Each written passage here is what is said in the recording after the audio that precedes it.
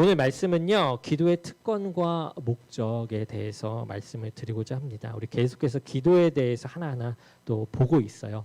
우리가 함께 오늘의 말씀도 새기면서 기도를 더욱더 발전시켜 나가는 오늘이 되었으면 좋겠습니다. 우리는 살면서 때때로 자신의 한계를 절감하게 되죠. 특히 삶의 중요한 결정 앞에서 혹은 감당하기 힘든 문제들 앞에서 우리는 내가 과연 이것을 해낼 수 있을까라는 그런 두려움을 경험하게 됩니다. 이와 마찬가지로 더 깊게 우리가 신앙적으로 질문하게 되면 하나님께서 여러분에게 맡기신 가장 큰 사명이 무엇인지 생각해 보자라는 것이에요. 성경은 우리가 단지 잘 먹고 잘 살기 위해 또한 성공하기 위해 부르신 것은 아니다라고 말합니다.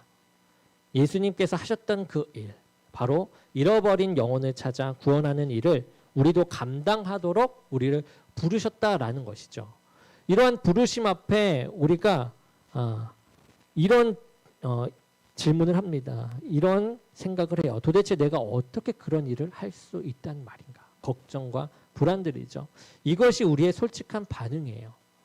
이러한 질문들 앞에서 우리 주님께서는 오늘 본문을 통해 우리에게 놀라운 선물을 주시는 것이에요. 우리가 어떻게 해야 하지?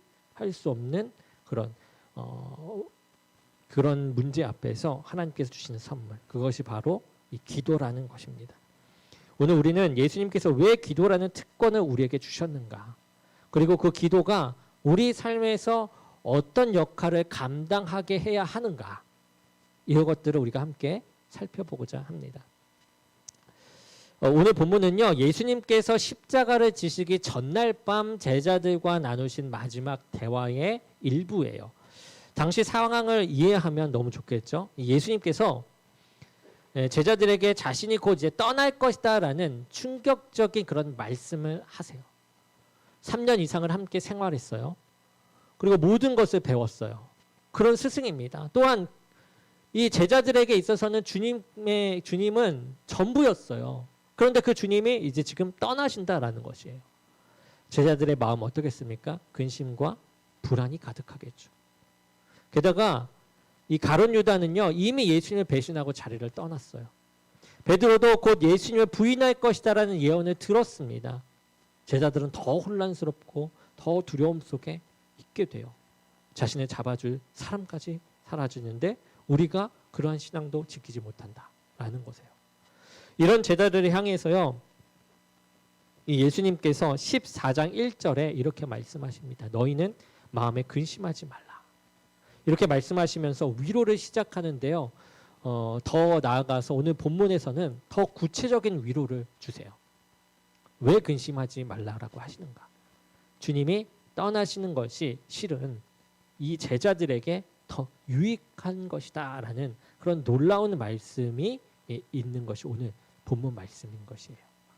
여기서 우리가 주목할 점이 있는데, 이 대화가 이루어지기 전에요, 제자들은요, 예수님과 대면해서 직접 말씀하는 방식으로 기도했어요. 무슨 말이냐? 육신을 입으신 예수님께 직접 다가가서 기도하고 질문하고 요청하고 대화할 수 있는 지금의 상태로 보면 그 당시에 그것이 기도인 것이죠. 그러니까 그 사람은 실제적으로 예수님을 보면서 제자들은 기도했다라는 말이에요. 그런데 그럼에도 불구하고 제자들은요, 겟세마네 동산에서 예수님께서 땀이 핏방울이 되도록 기도할 때 그 제자들의 모습, 자고 있었다라고 기록되어 있습니다. 이런 것을 볼 때 그들이 깊은 기도의 사람들은 아니었다라는 것을 또한 볼 수 있죠. 그럼에도 불구하고 그 당시에 예수님께서 실제로 그들 옆에 계셨다라는 것을 볼 때 너무나도 이제 값진 시간이었을 거예요. 그런데 지금 그런 시간이 이제 사라지는 거예요. 옆에 예수님이 안 계시게 되는 겁니다. 이제는 그런 방식으로 기도할 수가 없는 상태, 불가능한 상태가 된 것이에요. 그렇게 예수님과 대화할 수 없는 상태가 된다라고 지금 예수님께서 말씀하고 있단 말이죠. 하지만 그때 그렇게 불안할 때 예수님께서는 놀라운 약속을 하시는 것입니다. 육체적으로 함께 계실 때보다도 더 위대한 일들을 너희가 하게 될 것이고 그 핵심에 무엇이 있다? 기도가 있을 것이다 라고 말하는 것이에요. 기도. 새로운 차원의 하나님과의 교제 방식을 말하고 있다는 거죠. 이것이 오늘 본문에서 말하는 내용입니다. 이제 본론으로 들어가 보겠습니다. 먼저 기도는요, 주님의 일을 계속하는 통로가 되어요. 우리 본문 말씀을 한번 보겠습니다.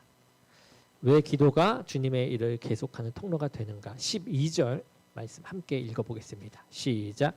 내가 진실로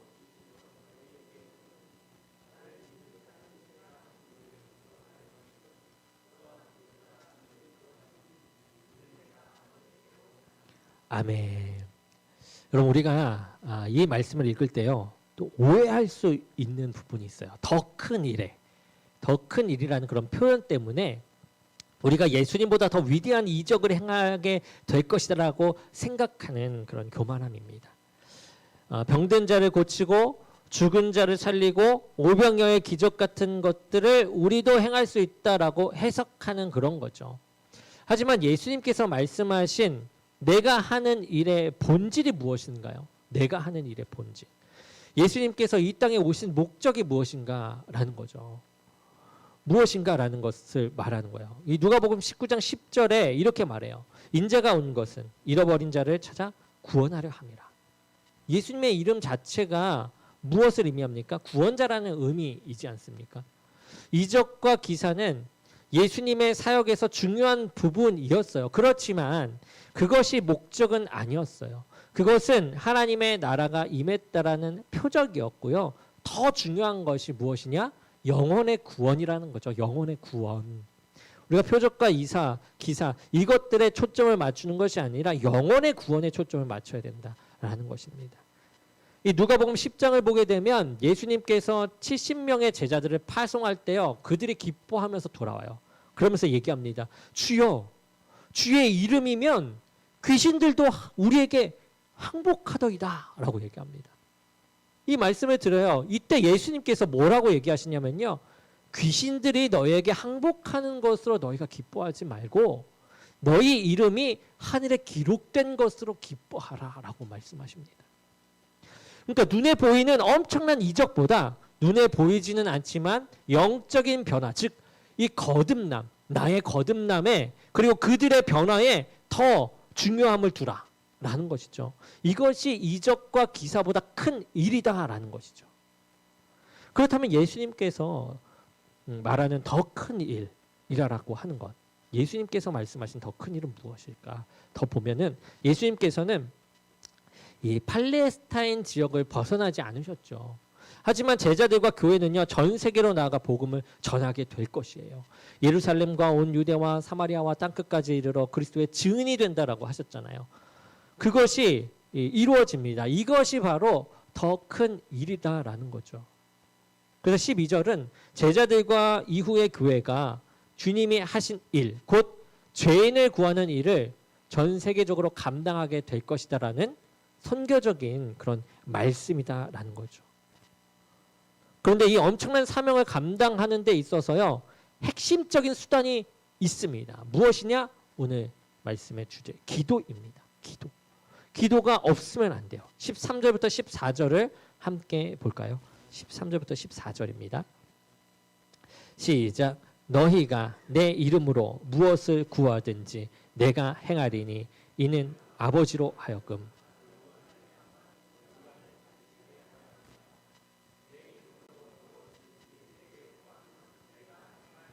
아멘. 지금 예수님께서는 기도의 주제를 꺼내심으로써 제자들에게 이 중요한 메시지를 전하세요.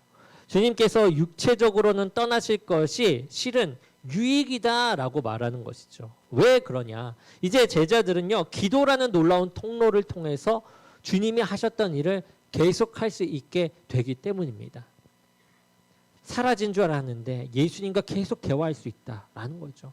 예수님께서 보혜사 성령을 보내주실 것이고 성령께서는 제자들을 도와 주님이 하신 일을 하게 하실 것이다 라는 것이에요. 그렇다면 여기에서 우리는 중요한 질문을 해야 합니다.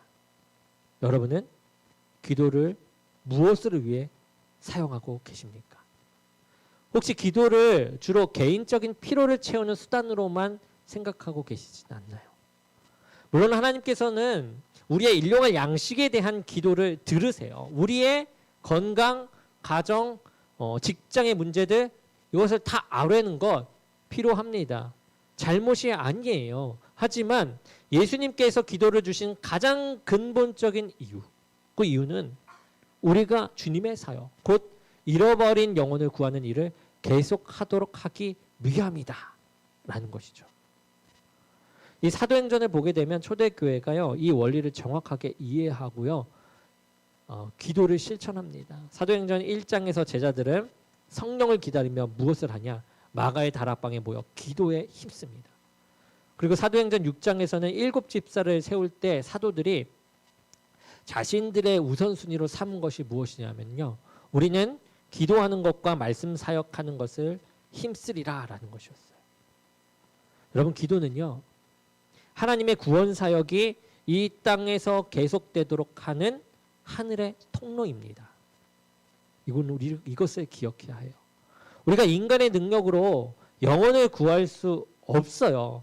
없기 때문에 이 기도가 필요하다라는 것입니다. 사람의 마음을 변화시키는 것은요, 우리로는 할 수 없어요. 오직 성령 하나님의 역사로만 할 수 있어요.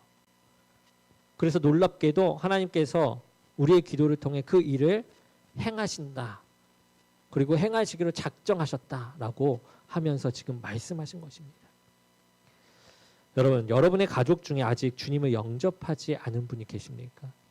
여러분의 직장 동료나 친구 중에 복음을 들어보지 못한 사람들이 있습니까?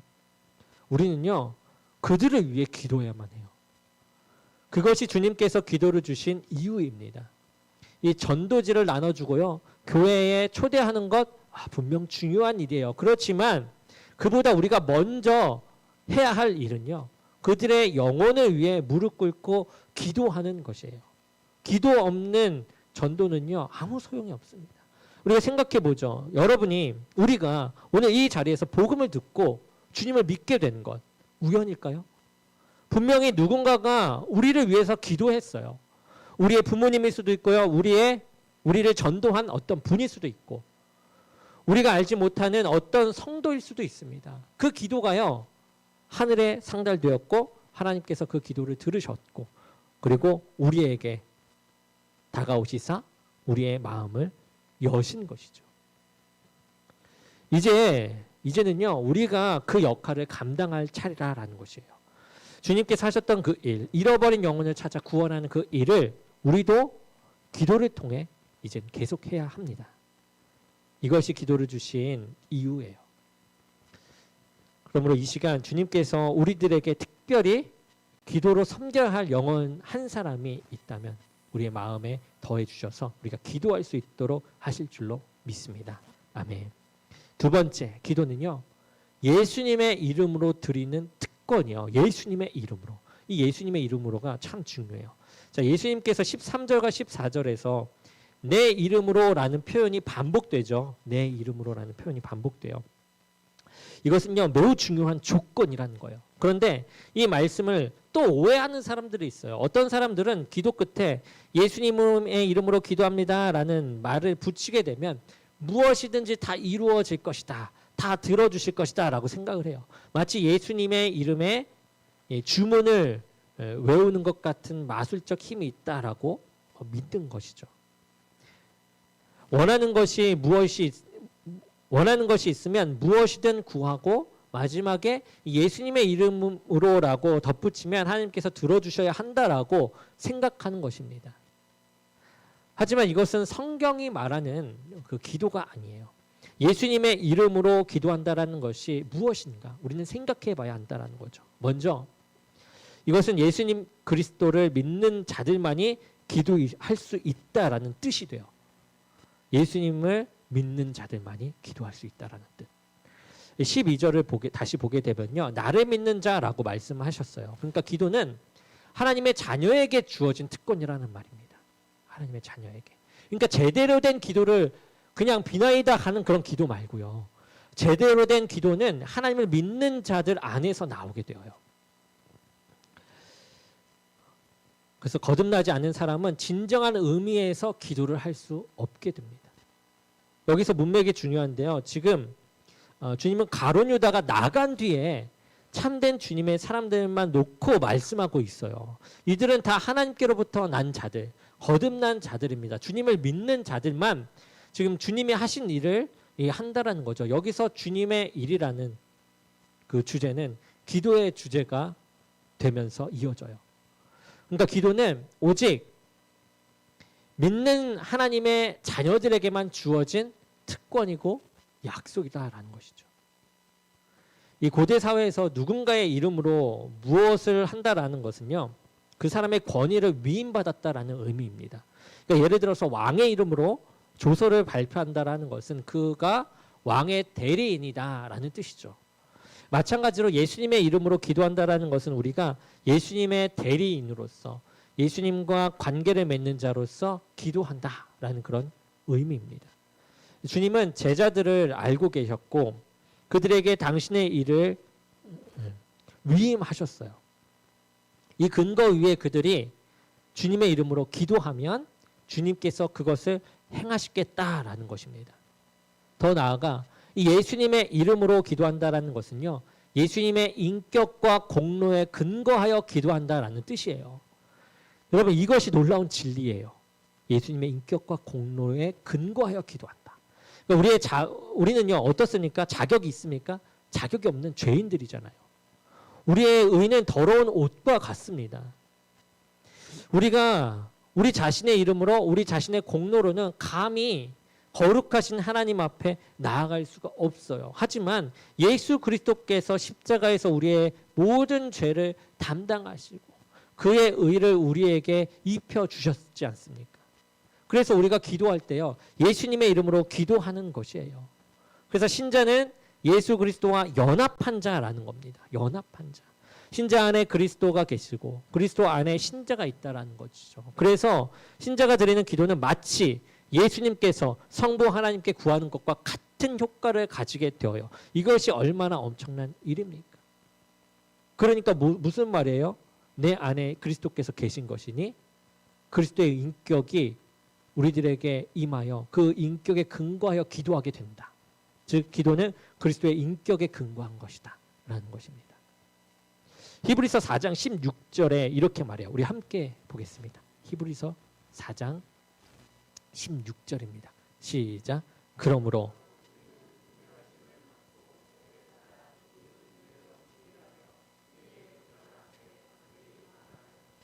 아멘. 여러분, 우리가 담대히 하나님 앞에 나아갈 수 있는 이유, 우리가 기도를 담대하게 할 수 있는 그 이유는 우리가 의롭기 때문이 아니라요, 예수 그리스도의 의를 입었기 때문입니다. 그러니까 기도할 수 있는 자격이 주어진 이유예요. 이게 담대히 기도할 수 있는 이유. 그런데 여기서 중요한 질문, 혹시 여러분은 기도의 응답을 무엇이라고 생각합니까? 응답이 딱 나타났어요. 은혜라고 생각하십니까? 보상이라고 생각하십니까? 나는 새벽 기도에 빠지지 않고 나갔어. 그러니까 하나님께서 내 기도를 들어주셔야 돼. 나는 11조를 꼬박꼬박 드렸어. 그러니까 하나님께서 내게 복을 주셔야 돼. 나는 금식하면서 기도했어. 이렇게까지 했는데 안 들어주시면 이건 너무 안 되지. 이런 생각의 기도를 한다면, 이런 생각으로 기도한다면 그것은 예수 그리스도의 이름으로 기도하는 것이 아니라 자기 이름으로 기도하는 것이에요. 예수님의 이름으로 기도한다라는 의미를 우리가 알고 기도하면요, 그 응답은요, 이런 보상이 아니라 은혜라는 사실을 알게 되어요.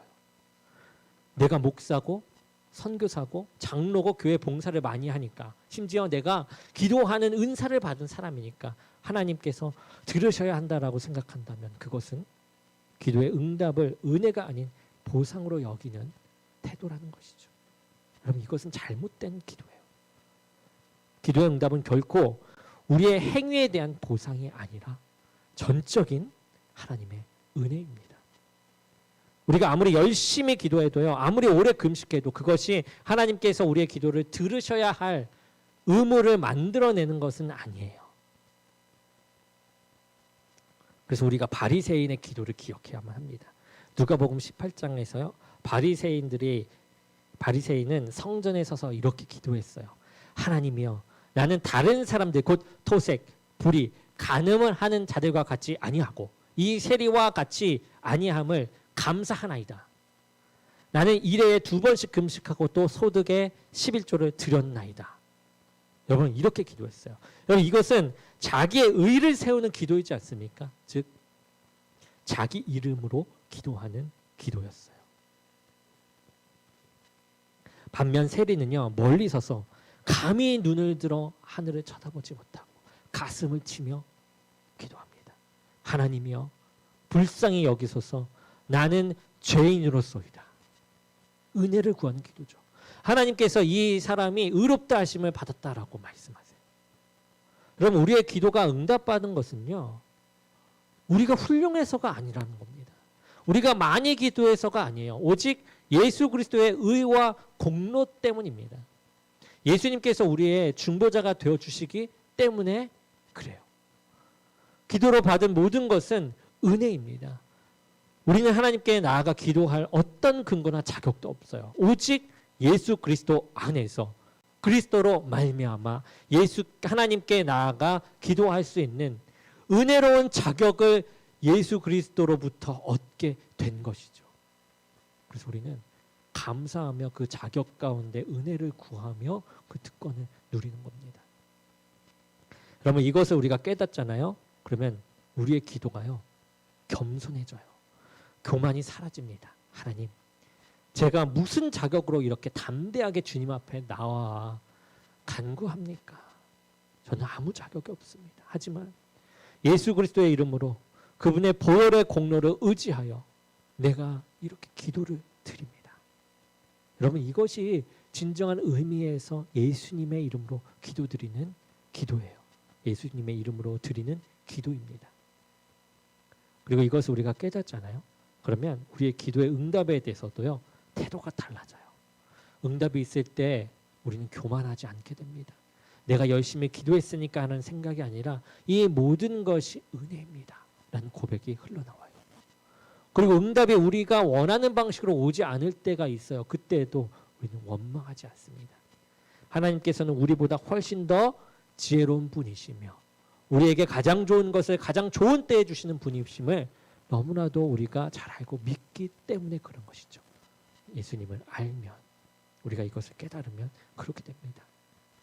여러분 이 시간 주님께서 우리에게 여러분에게 예수님의 이름으로 기도하는 것의 의미를 깊이 깨닫게 하시고 더욱 담대하면서도 또한 겸손하게 기도할 수 있는 은혜를 더해 주실 줄로 믿습니다.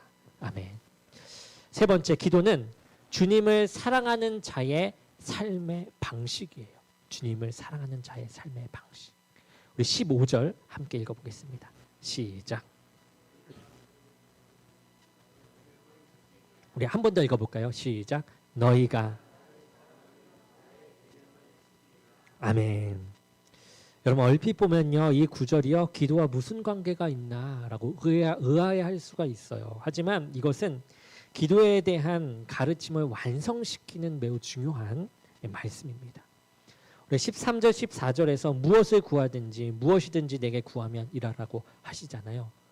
여러분 이 표현만 보면 마치 우리가 원하는 것은 무엇이든 다 구할 수 있고 하나님께서 다 들어주실 것처럼 들릴 수 있어요. 하지만 15절은요 이것에 대한 중요한 설명을 덧붙이는 것이에요.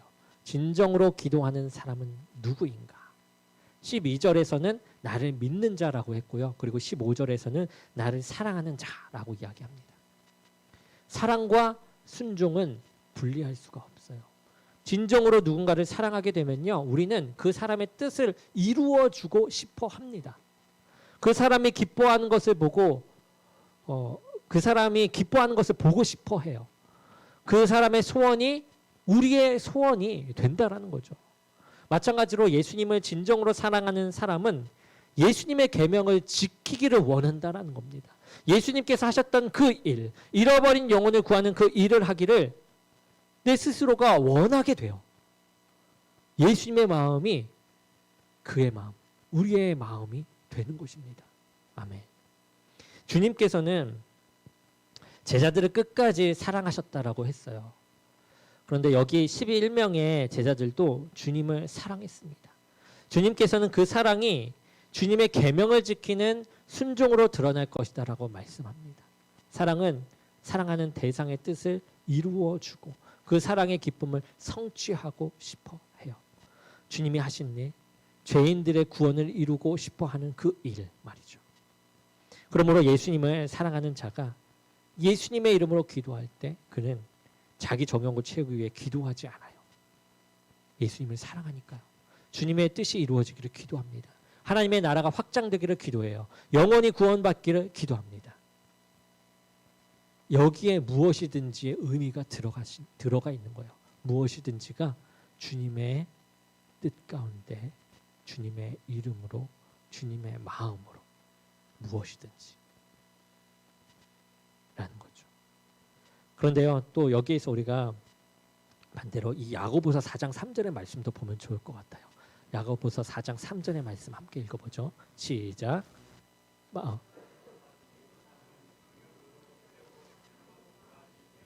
아멘. 구하여도 받지 못하면 정욕으로 쓰려고 잘못 구하기 때문이라. 우리가 구해도 받지 못하는 이유 우리가 한번 생각해 봤을 때 말씀에는 이렇게 나온 것이에요. 그러니까 하나님께서 인색하셔가 아니라는 거죠. 인색하셔서가 아니라 우리가 잘못 구하기 때문이다 라는 것입니다. 자기 욕심을 채우기 위해 하나님을 내 뜻을 이루는 수단으로 생각하며 구하기 때문이다 라는 거죠. 그래서 기도는 예수의 이름으로 자기 정욕을 채우는 수단이 아니라는 겁니다. 우리가 한번 생각해 보죠. 만약 하나님께서 우리가 구하는 모든 것을 다 들어주신다면 어떻게 될까요? 어떻게 될까요? 우리의 욕심대로 우리의 부족한 그 판단대로 모든 것이 다 이루어진다라면 그럼 그것이 축복이 되겠습니까? 아니요. 재앙이 될 것입니다. 부모가 어린 아이에게 모든 것을 다 들어주지 않은 것과 같아요. 여러분 3살 아이가요 칼을 가지고 놀고 싶어 해요. 그런데 부모가 그것을 줍니까? 칼을 놀고 싶다고 해서 안 주죠. 그것이 아이에게 해롭다라는 것을 너무나도 잘 알기 때문입니다. 마찬가지예요. 하나님께서는 우리보다 무한히 지혜로우신 분이세요. 우리에게 참으로 유익한 것이 무엇인지 아시는 분이십니다. 그렇다면 무엇이든지 구한다면 받는다라는 말씀, 이 말씀이 무슨 의미가 되는 것이죠? 이것은 우리가 예수님을 사랑하는 자로서 예수님의 뜻을 구하며 예수님의 이름으로 기도할 때를 말하는 것이에요. 무엇이든지 구하면 받는다라가요. 다시 한번 이야기하면 우리가 예수님을 사랑하는 자로서 믿고 사랑하는 자로서 예수님의 뜻을 구하며 예수님의 이름으로 기도할 때를 말하는 것이다. 예수님을 사랑하는 자는 예수님이 하셨던 일을 하기 원해요. 그리고 그 일을 위해 필요한 것을 구합니다. 전도를 하기 위해서 지혜를 구해요. 교회의 성장을 위해서 기도합니다. 선교사들을 위해서 중보해요. 복음이 들어가지 못한 땅에 복음이 전파되기를 간구합니다. 물론 이것이 우리의 개인적인 필요를 위해 기도하는 것이 잘못되었다라는 의미는 아니에요. 개인적인 필요를 위해 기도하지 말라라는 뜻이 아니에요. 예수님께서 친히 우리에게 일용할 양식을 구하라고 가르쳐 주셨죠. 그렇잖아요. 주기도문에서. 우리의 건강, 가정, 직장의 문제들을 아뢰는 것 좋아요. 하지만 우리의 기도의 우선순위가 어디에 있는가? 이게 중요하다라는 거죠. 주기도문을 보면요. 맨 처음에 뭐라고 나옵니까? 하늘에 계신 우리 아버지요. 이름이 거룩히 여김을 받으시오며 나라에 임하옵시오며 뜻이 하늘에서 이룬 것 같이 땅에서도 이루어지리라. 여러분 이게 먼저고 그 다음에 뭐죠? 오늘 우리에게 일용할 양식을 주옵시고예요. 우선순위. 우리가 먼저 하나님의 나라와 그의 의를 구할 때 하나님께서는 우리에게 필요한 모든 것을 더해 주신다. 아멘. 그렇게 말씀하신 것입니다. 주의 것을 구함으로 우리에게 필요할 양식을 주옵시고 라고 해 주의 것을 구함에 나타나는 그런 양식들, 그런 분별돼서 나오는 그런 지혜들이 우리들에게 나와서 일용할 양식을 구한다라는 거죠. 이것이 마태복음 6장 33절의 약속이에요. 믿는 자들의 기도의 우선순위는 하나님의 이름이 온 세상에서 거룩히 여김을 받으시고 하나님의 나라가 이 땅 위에 임하며 하나님의 뜻이 하늘에서와 같이 이 땅에서도 온전히 이루어지기를 구하는 것이에요. 여러분 말씀을 생각해보며 우리 각자에게 질문을 던져보기를 원합니다. 나는 정말 예수님을 사랑하고 있는가? 내 기도는 주님의 마음을 반영하고 있는가? 사랑하는 자로서 주의 마음을 반영하면서 기도하고 있는가? 아니면 단지 내 욕심을 채우기 위한 수단으로 기도를 사용하고 있는가? 여러분, 이 시간 주님께서 우리에게 주님을 더 사랑하는 마음을 주시고 그 사랑에서 나오는 진정한 기도를 하게 하시며 주님의 이 계명을 기쁨으로 순종하는 삶을 살게 하실 줄로 믿습니다. 아멘. 사랑하는 성도 여러분, 오늘 우리는 예수님께서 왜 기도를 우리에게 주셨는가 그거를 또한 살펴보았습니다. 기도는 단순히 우리의 필요를 채우는 수단이 아니죠. 기도는 예수님께서 하셨던 그 위대한 일, 잃어버린 영혼을 찾아 구원하는 일을 우리도 계속하도록 하기 위해서 주신 하늘의 통로입니다. 기도는 우리가 누릴 수 있는 가장 큰 특권이라고도 했습니다. 우리는 아무 자격도 없는 죄인이에요. 그렇지만 예수 그리스도의 이름으로 그분의 보혈의 공로를 힘입어 담대히 하나님의 보좌 앞에 이제는 나아갈 수가 있습니다. 그리고 우리의 기도를 예수님께서 친히 들으시고 응답하십니다. 또한 기도는 예수님을 사랑하는 자의 삶의 방식이라고 했습니다. 우리가 주님을 진정으로 사랑할 때 우리의 기도는 변화하게 되어 있어요. 자기 욕심을 채우기 위한 기도가 아니라 주님의 뜻이 이루어지기를 구하는 기도가 된다라는 거죠.